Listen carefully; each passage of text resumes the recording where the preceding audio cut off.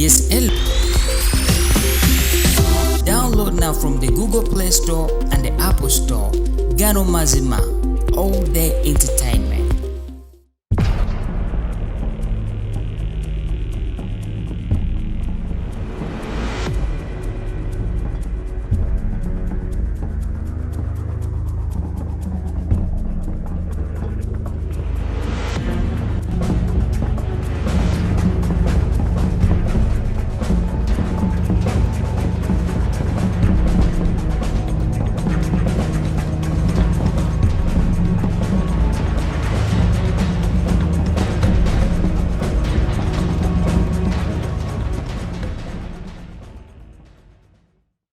A very good morning from TMC Gano Mazima. Program Red Card Tebinagwa is the program we have today, and today with us we have two URA players, Uganda Revenue Authority players, Nathan Arionzi and Alfred Leku. We are going to talk to them and see how they tell us their performances, their best moments, their worst moments, and they talk about their career, their contracts, their personal life, and everything. We are going to discuss with them, and let's make sure we enjoy the show. Today with me, I'm going to start with Nathan Arionzi. How are you, sir? I'm fine, thank you, sir. Yeah. So, who is Nathan Arionzi? Nathan Arionzi as a captain of URA. Yeah, that's it. Yeah. That's it. Okay. I'm fine now. Yes. Okay. So who is Alfred Leku? Alfred Leku, I'm a striker. Okay. Currently with the URA FC. That's for that's Leku, Alfred. I think we shall go deep. Okay. Yeah, we'll die. So let me start with you, Nathan Arionzi. So tell me about your past, where you've played football before and where you've been. Previously, I started playing football when I was young. That was in my senior one. I started with the Yumba Heroes as a young boy. Yeah, West Nile. Yes, I started with the Yumba Heroes. I just played 2 games. Then I later joined Ondo Paraka, which I was part of the team that promoted the team on the Paraka to the league. That was in 2016. I also played few games. I played only 2 seasons. Yes, and then later I joined URA. That was also the same year, July 2016, up to date. Yes. Okay. Tell me about your best moment as a player. My best moment as a player is promoting on the Paraka, of course. That was one of the best. Yeah. That is your best moment. Do you have any worst moment as a player? Or My worst moment is not lifting the trophy with the URA due to the COVID, which we finished second, was it? Express was crowned the champions. It was a bad moment. We all saw us lifting a trophy, and it's every player's dream to be a champion. Yeah. If you played the last games, Sure. At least it wouldn't hurt as much because you know that the games have ended. You know how it has gone the other side. But when they are cancelled just because of a global disease, you feel you had a chance, you know. It keeps on tormenting you. Yeah. Yeah. Moment. Okay. Alfred Leku. Many people have talked about you. I remember the season you were with Express in Bugunga when you played Masavu, and you scored a goal against Masavu, and then Express was not relegated. Tell me about your best moment as a player. Is it that? Because many people talk about that moment. Yeah, they really talked about that moment. So that is my best moment. Yeah. What is your best moment as a player? I can say my best moment it is let me say, I had my best moment with the Arua Hill last season where I scored some good goals. You know, as a striker, goals. It is always about goals. It is the main goal. My target as a striker. I can tell you that my best moment was with the Arua Hill last season, scoring goals. As a striker, that's Okay. Okay. What is your worst moment as a player my worst moment as a player. in your career so far? I can say that my worst moment it was I think it was 2017 where I was with Vipers. I really wanted to play for the team. You know, they were saying you have to go on loan, you are still young, all those things. So I feel, I really wanted to stay with the team and so that, you know, it was a good team. So I really wanted really to stay with the team. So they were like, you have to go on loan, you are still young, what. So I think I felt disappointed. Yeah. Nathan, let us talk about contracts. As a player, you've so far signed contracts with many teams, maybe with Uganda Revenue Authority, with Onduparaka, and maybe other things. Why do Ugandan players sign contracts of a few years, 1 year, 2 years, and don't sign long-term contracts? Could there be a problem with that? I signed contracts with Yore, I think, thrice. Players don't sign, according to me, in my own opinion, is that the demands that keep coming. You see, we come from so poor backgrounds, humble families, that you need to change. Maybe the money you're earning this season is not enough, may not sustain the economy of next season. So you always keep demanding yourself as the responsibilities keep going higher. Then sometimes maybe you don't last long because you don't see the future in the club. You cannot commit yourself 5 years in a club where you don't know whether you go in relegation, whether you stay in the league. So you have to, as a person, you have to anticipate signing a contract for at this level as a player. You have to say, I'm giving myself this year. I hope something good comes out of it. So in case it fails, you fail to get a deal maybe to go professional, you again add some year to sustain, because it's also hard to live in this country right now without a job. At least you have to be somewhere, get attached to somewhere where you can be earning something to keep surviving. Then as a player, you have to keep playing. You can't sit home and say, I'm waiting for a huge contract. Yeah. Okay. Alfred, you've been to countries like Zimbabwe and Zambia. Botswana and Zambia, sorry. Botswana and Zambia. We've seen many players not survive long in outside countries when they've gone to play professional football. You've just come back from Zambia to join Uganda Revenue Authority. What could be the challenges you players face when you are outside the country? You know, the outside there, it is really not a joke. When you're a foreigner, they always expect a lot from you. There's a high demand for it, and every foreigner who is in someone's country, like as a striker, your target is what? Let me say for the strikers, you always need goals from them. So when you're on top of that, you're a foreigner, when you are not scoring, so they will just look at you like as if you are not important. You're not theirs. You're not their own. Like that. But there are some small challenges where we are always faced with those guys. Let me say, like recently with me in Zambia, I remember I started very well when I went that side. But unfortunately, things in space of 6 months, these guys, they had already changed 3 coaches. It was really very hard for me. And then the coach who recommended me was the first one, the Shark team. So that's when things started, not going on well. So those are the small challenges we're always facing like when you go out. But as a striker, like the way like I've told you, it is real.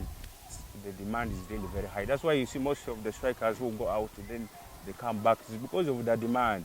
At least other numbers. If you go outside, you can survive to 2 or 3 seasons. You can play outside there because the demand is not high like for the strikers. So for us, it is a different issue. You cannot survive because your work is to score. So you cannot score now. What is your use? Even if you play very well, they don't look at it as if it is important. So yeah. Nathan, you're a goalkeeper. Let us talk about the national team. Ever since Dennis Onyango left the national team, there's always been chance for you goalkeepers to come and showcase your talent. We've seen Charles Lukwago, Jamal, you yourself, and you are the last edition for Chan. You are the #1 goalkeeper and you had a good tournament. Talk about your chances at the national team, being that you'd want to be the #1 goalkeeper at the national team.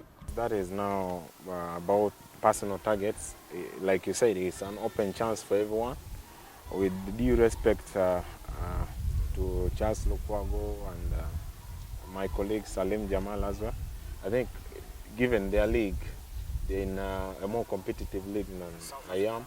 In South Africa and Ethiopia, so I'm in a local league. It calls for a lot of demand from me as an individual that I have to match their levels. They have seen it all maybe more than I do. So it is all about hard work. I have to work hard to match their levels and keep up the pace. The consistency as a local based player, it depends on the demands of the game also. Because where there is exposure, they always have an upper hand. But as an individual, I have to not back down or maybe stay behind. I have to keep going and keep looking at the future and very far. Sometimes being a #1 does not just come like that. There are situations that may create it. Maybe you are the goalkeeper of the moment, let's say in that specific cup, like we are going for qualifiers, it's always the best performer who takes the chance. But the chance is for 3 of us, maybe 4 or 5, whoever is summoned. So what is just there is what are you providing? Are you going to help the team or not? It's all about helping the team, but not being specifically a #1. Yeah? And then the consistency after that to maintain the levels and show that, give trust to the team that, yeah, I'm the man. But as a person, everyone would wish to take the number. Yeah. Alfred, let us talk about the national team. We've been having problems with strikers. People don't score goals in Uganda, or those who score, score less. Do you think you can still make it to the national team? And what do you expect here with Uganda Revenue Authority? Because if you scored here at Revenue Authority, you'll be called to the national team. I have to go open to you about the national team. The football of nowadays is all about what? It's all about trust. So if a coach believes in you, you can be there. That's why you find in the national team sometimes even the ones who score goals, they leave them behind. So the football of nowadays is all about trust. Who can do it for you? Or believing in someone. It's not all about goals or something like that. Because there are so many strikers who they have believed in them behind and they have been scoring goals. Yeah, I believe it is. We've seen cases of Eunice Centum. He has scored goals here in the league and he was not called on the national team. It's not all about goals because I've seen players scoring goals in national team. But for me, as a striker, I just need to keep pushing very hard for myself. Now, also have my targets. This year is not my last destination. I still want to go out and play. What are your targets here at Uganda Revenue Authority in this second half of the season? My targets as a striker, my primary job is I have to score goals for the club. Where we are not in a good position. I believe if you work as a team, you can lift the team up to where it is supposed to be. Yeah. Okay, Nathan. Being that goalkeeping is one of the competitive positions in the field of play, and we've seen your counterpart Hannington Sebwalunyo and other goalkeepers. What have you done to see that you keep your performance high? Yeah, goalkeeping is one of the most sensitive positions, and it also calls for trust. When the whole team believes you can, you will always be moving forward. You need a lot of support from even your competitors, like let's say Hannington and so on. What is there is what do you have that can help the team? It's what is so important. For me, It's not about so-and-so is a starter, so-and-so is better than you. It's what can you provide in a specific game or in the league that can lift up the team. And that is what coaches are looking for. We all have a chance. Annington, to me, is a senior given his age. He started playing before I started. So it's all about the trust the team has in you. The coaches have come and gone, but I still keep pushing. And then the consistency also matters. Today you have seen Alionzi. Is he the same Alionzi tomorrow? So if I keep up the numbers and keep the levels high, we are all there. And the team will see me as the first choice. Yeah. Yes. Alfred, URA is out of the Uganda Cup, and now you're concentrated on the league, and the performance hasn't been good in the first half of the season. Here is the second half of the season. What should the fans expect from you as a striker in the second half of the season? The reason why I'm here in URA is I'm a striker. I have to score goals, and that's fans they're expecting from me. Apart from that, I don't think so. And they may be taking the team up. That is the current situation we are in, and we are really focusing on it. You can see everything is going on very well, and then we have started very well with Don Faraka. I hope we shall keep it like that until the second round gets done. Yeah. Alfred, we've seen players from West Nile cross to join Southern Sudan to play for them. Do you still have that chance, and have you ever thought about it, playing for their national team, just like other players have done? That one I've never. Would you take the chance if given to you? Yeah, that one is really very hard. It's really Very hard question. So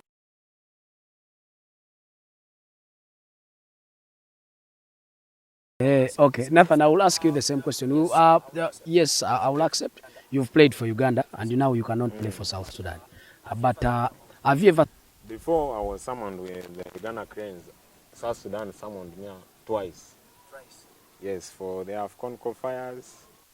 Then there was some other friendly game by the Cameroonian coach. So they really insisted on me joining them. It was a privilege. You know, when someone thinks of you across the borders, it means you are doing something that you're giving, the world is watching. So for me, it didn't matter. Maybe my decision to stay in Uganda was far different from whoever crossed, that is from West Nile. You know, mine was basically not soccer related. If it was football, then I would go. Yes, when you are going for pro, agents will say, how many national team caps do you have, and so on. Maybe that's why someone can easily go where is valued or considered than staying here. But for me, it was not about that. Yeah, I graduated from here in Bachelor's Business Administration. So I was like, why would I go there? I can't play soccer forever, you know. Maybe I can still remain in Uganda, have my chance. Then it didn't go so far. I was summoned for the first CHAN, that was in Cameroon. I went as the third goalkeeper. So 2 years after that, I'm the first goalkeeper. So sometimes you never know where you're heading, but with patience, time, you will find yourself there, and you find a coach that believes in you, and you will not regret remaining. As a player, do you have plans playing outside Uganda? So much. And leaving Uganda? So much, and I think this is the time for me to go, because I've now had the experience. I've had international games, national team cups. For any chance that comes, I think I will have to take it this time. What would be your dream destination? South Africa, because all the South agents I've met tell me once you hit the age of 23, forget about Europe. Yeah, several agents have told me that, and yeah, because they are more exposed along that line. Me, I'm just a player, but there are the people who do it in the market as marketing players and go to clubs. You can see, also you can do your research maybe and check if it is true, but given the platform we have, it's normally hard. I've not heard of any player across to the Europe with the age range of 20 beyond the age of 23. So right now I'm 26. Okay, Alfred, do you still have chance and hope of playing outside Uganda? Very much. And what would be your dream destination as a striker? As a striker, you know, like the way he said, our age is now, I think it is a little bit late for Europe. Because these European guys always consider the young guys so that they can go and groom them up for to get ready. So our age, I don't think so. You can still go to Europe and play, but no one knows tomorrow. Anything can happen. So yeah, I think my last destination, I'm also hoping I can also go and play in maybe Egypt or like South Africa. Yeah. Nathan, who is your worst opponent you've ever faced and you're like, this guy is tough? Sizokuti. Sizokuti. What was that moment? Guy can shoot. You know, the strikers you don't expect. Like there are moments also you as a goalkeeper you have to read the mind of the attacker. You're like, maybe when he reaches here he's going to pass what, but before you know it, the ball is in the net. So that has happened several times, and when I face him, he has that chance. I can't call it phobia, but he always reads also my game. He knows where I come and so on. He always has that chance of scoring, you know. So that is your hardest opponent you've ever faced? Okay. Alfred, who is the hardest defender you've ever faced?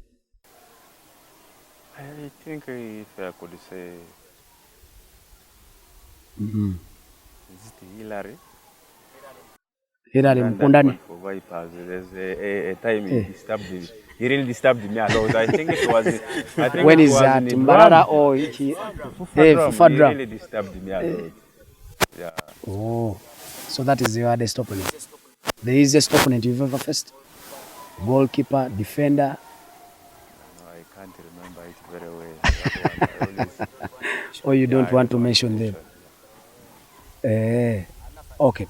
Nathan, your last moment maybe and your last word, anything you would want to tell the viewers? To the viewers, I want to say thank you for always supporting us, and thank you for believing in us and trusting us. Please keep believing in us and push us forward. Football has its own graph. Today you are high, tomorrow you are low. When we are low, please lift us up, and when we are high, do not make us feel proud and feel too big. Keep us at that pace as we keep aiming at our destination, final destination. Okay. Sorry, the last one more last question. What are your plans after football? Join administration, coaching, what? I don't think that's where I will belong, but one would wish me to give back to football. And as a footballer, you also feel you should give back, but I feel like I should do more of agriculture and business. Yeah, Okay. I love really agriculture so much. Alfred, your plans after football maybe? my plans after football, I think I will go back and study. Because I remember I joined moves. Things were really very hard for me. I could not balance training. Books and football. Then again, you go back to class when you're already tired. It was really very hard for me.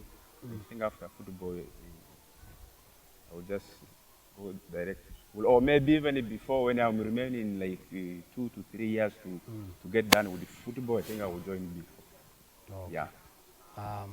Okay. Your last comments to the viewers. Viewers, I just want to say thank you so much for supporting our club. They should be very strong with us. Very soon things will be okay. Yeah. Okay. Just the name. Who is your best coach? Locally? Local. Yes. Mike. Alfred, your best coach? Livingstone Babas? Yes. Okay. Thank you.